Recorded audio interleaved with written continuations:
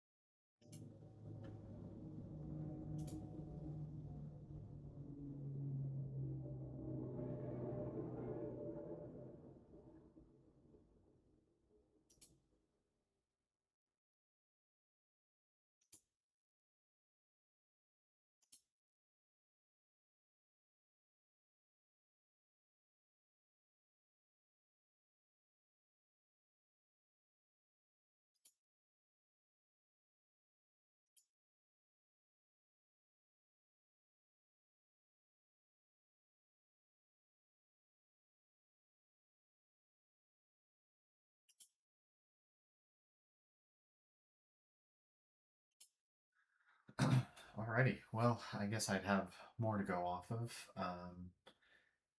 But if you are here, welcome to the first stream.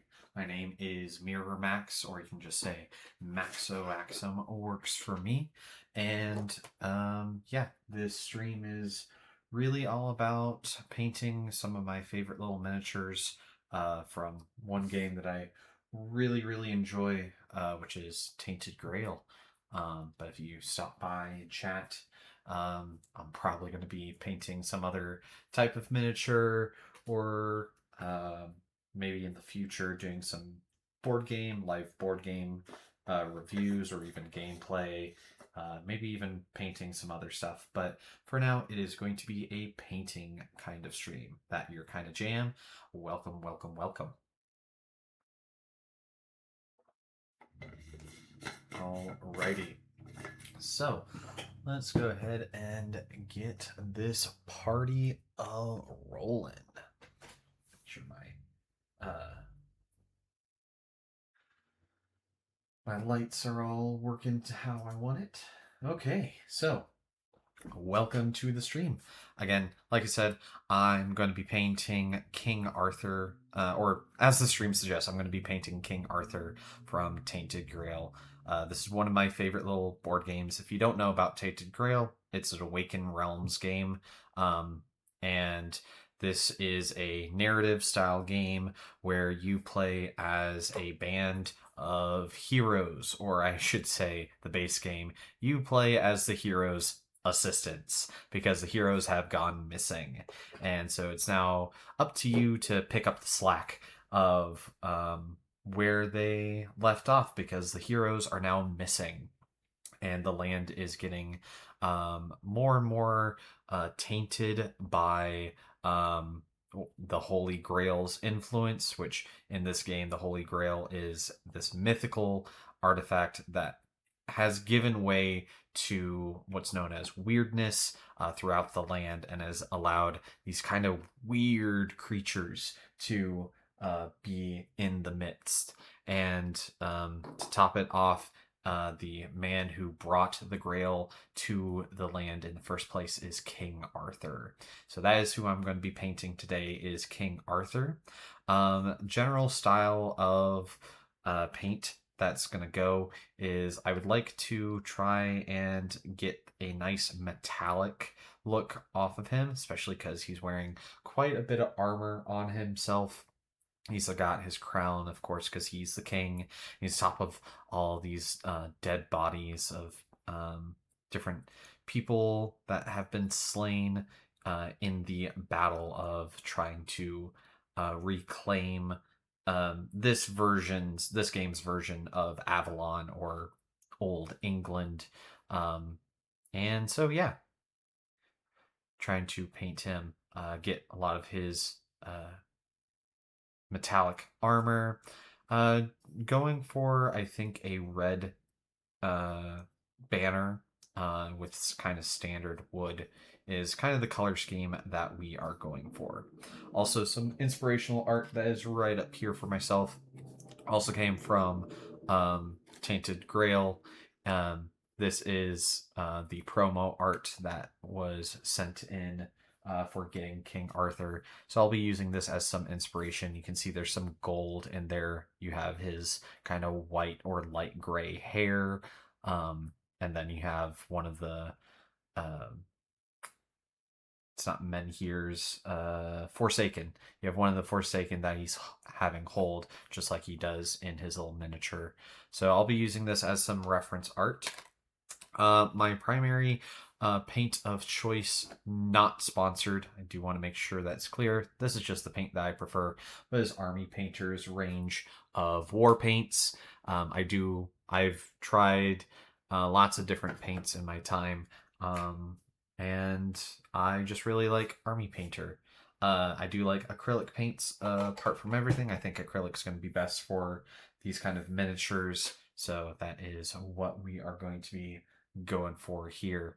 Um, Without any further ado, I guess I'm just going to try and start with picking out the paint colors that I really like. Just general basis when if you are starting to go on your painting journey. Acrylic paints are layered paints. So you want to start with kind of a thin layer of your first color, and then you can build up from there.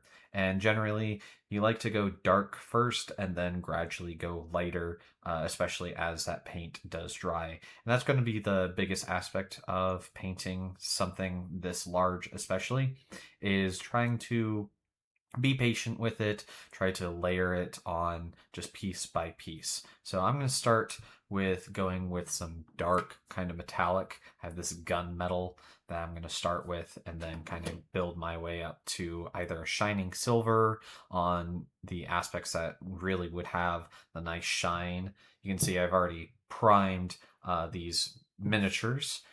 This is a zenithal style priming. It first gets coated in black, which a lot of those darker recesses, hopefully it's showing up well on camera, a lot of those darker recesses are painted in pure black, and then it's sprayed over top with white, and it gives me this nice contrast to work off of to really be able to have the light shine in certain areas. And I'll also have to take note of where the most white occurs on the model, because that's definitely where I want to focus a lot of those lighter colors for whatever paints I'm going for. So definitely start with this gunmetal as the base of all of the metallic bits. Like I did say, there is some gold, so I'll probably go into weapon bronze over a greedy gold for a lot of those areas, because especially King Arthur, he's been in Avalon for a really long time, so a lot of his stuff has rusted over, so definitely want to get that kind of look going on. For the bodies themselves, definitely they are kind of more on the dead body side, so I'm going to go with this necrotic flesh to really give that tone of dead bodies. I also want to make sure I have my color wheel available to me. Also, by the way, this is my first stream, so absolutely no one knows this about me.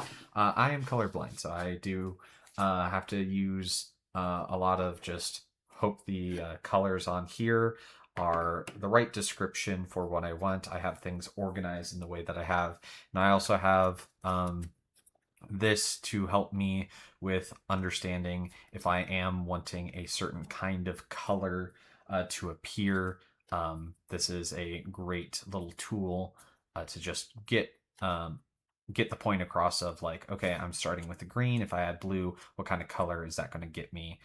If I add black, what kind of color is that going to get me? So this is definitely a very, very handy tool I've been using because being colorblind is quite the challenge. And when you really do want to uh, make sure that you are doing the right kind of color mixing, especially with these kind of colors, something like this is very, very handy. So, getting back onto base layers, so necrotic flesh, then there is definitely some wood bits that I see. So there's the shields, there looks to be a lute or maybe some type of cross there.